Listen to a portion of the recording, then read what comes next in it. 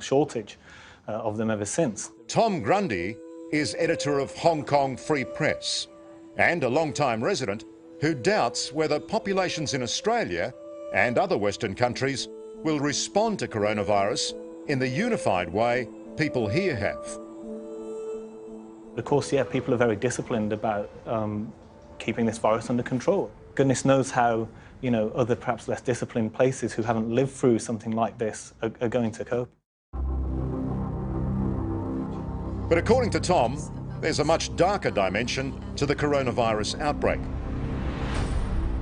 He says there's deep suspicion here that a major reason it became a pandemic is a massive state cover-up ordered by China's President Xi Jinping, including arresting the whistleblowing doctor who later died.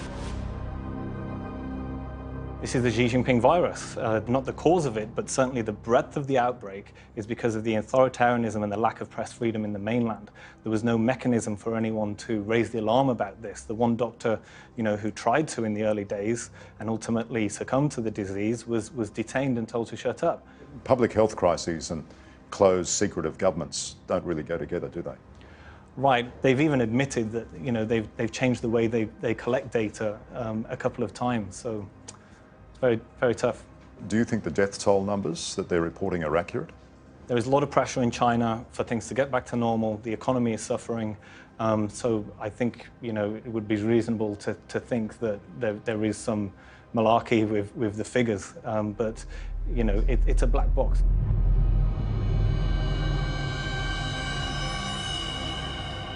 We are in uncharted territory. One measure of China's influence is the pressure it has put on the World Health Organization to not officially call the coronavirus outbreak a pandemic. But on that front, the man at the center of it is blunt. Why is there a blockage with that? Why was the WHO reluctant to call it a pandemic? Well, technically it is. I suspect that it may be because colleagues may think that if they will use the word pandemic, then it would trigger panic.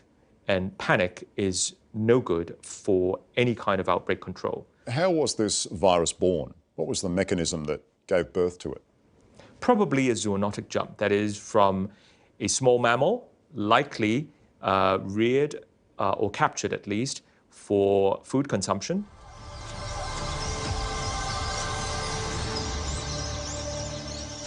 The reservoir appears to be a bat.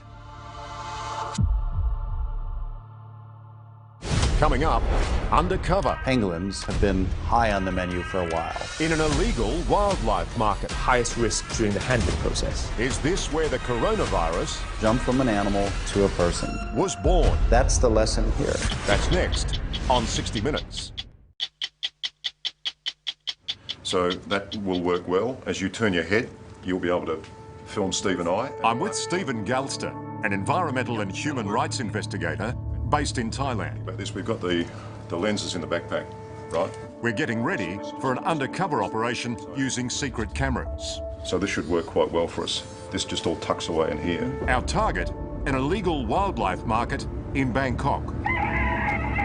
Places like this, and so-called wet markets, where wild animals are sold for food, are where coronavirus first jumped from animals to humans.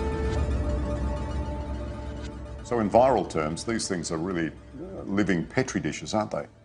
Yeah, there's sleeping time bombs across the region right now. Stopping the zoonotic jump at source is of course critical. In Hong Kong, Professor Gabriel Leung is at the centre of the scientific fight against coronavirus. We are progressively building A fight that began at a wildlife market in Wuhan, China. Does the virus transmit into humans through people eating these animals or just handling them?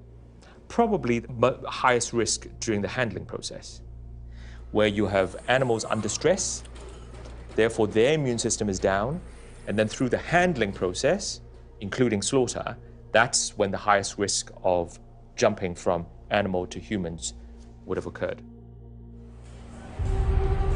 Experts aren't certain, but the suspicion is that in Wuhan, coronavirus crossed to humans from the most trafficked wild animal in the world, the pangolin. Pangolins have been high on the menu for a while. Whatever it was an animal. It jumped from an animal to a person. It's a wild animal that's been taken out of its natural environment, consumed in some way, come into contact with people in an unnatural way. That's the lesson here. Do you find it mystifying that you can have a grandparent dying in an aged care home in Sydney from an animal that was sold in a market in China? Yeah. No, it's incredible. I have to say, we're not surprised because we've been working on this for years. We've been trying to warn people that, you know, this is global.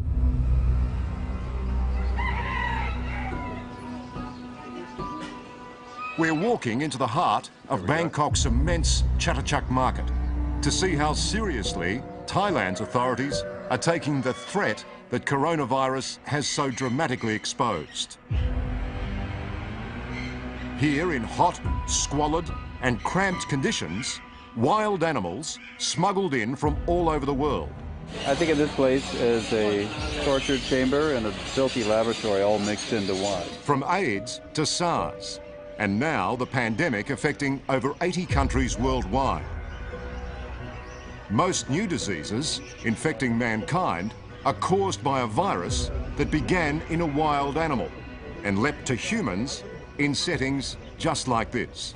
They've all been pulled from their natural environment, brought thousands of miles in some cases all the way here in contaminated conditions, bringing with them God knows what, with literally thousands of people here today. It's a perfect storm, really, for the Wuhan thing to happen again right here. As part of its desperate efforts to contain coronavirus, China closed over 20,000 wet markets. But wildlife markets like this are still operating with impunity across Asia, run by organised crime syndicates. These syndicates, we know who they are.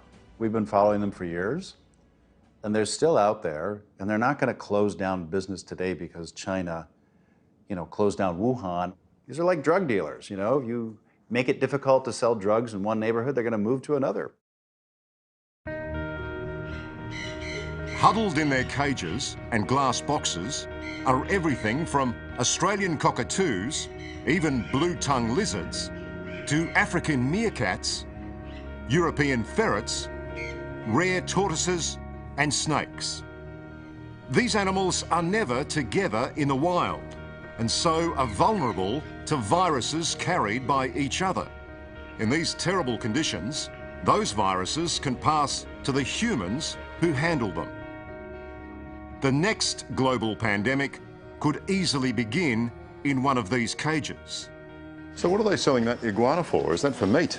4,500 So you can do whatever you want with it. That'll cost about $150 US.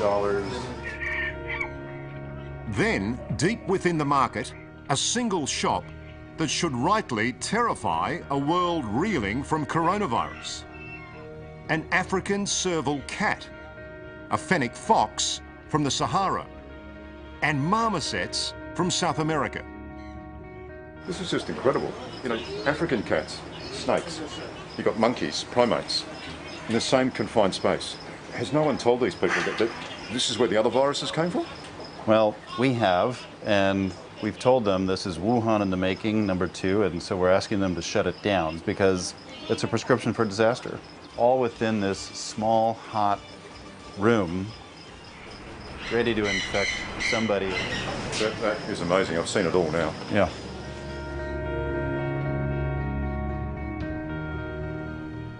So if you want to stop the next pandemic, it's going to have to be truly a global attempt to shut these markets down. Yeah, I mean, look, coronavirus is spreading all over the world. So that should tell us we need to not just shut down the markets in China. You need to shut them down in Thailand, Indonesia, Laos, Cambodia, Burma, and perhaps other countries as well. Otherwise, it's going to expand or recur.